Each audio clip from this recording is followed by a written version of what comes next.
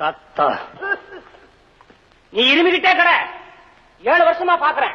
இதே கட்டில் இதே இருமல். இந்தா போயிடும் இந்தா போயிடும் இந்தா போயிடும் சொல்றாங்க.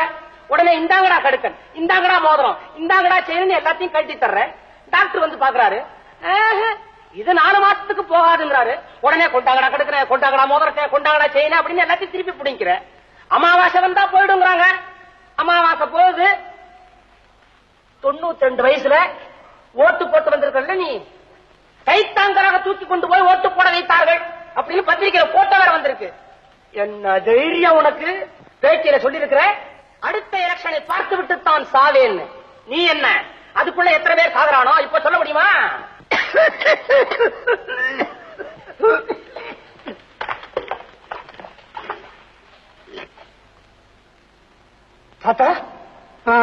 அதான நீ போக மாட்டிய. நல்ல இருமணிய இந்த வாட்டி ஏமாத்திட்ட பாத்தியா?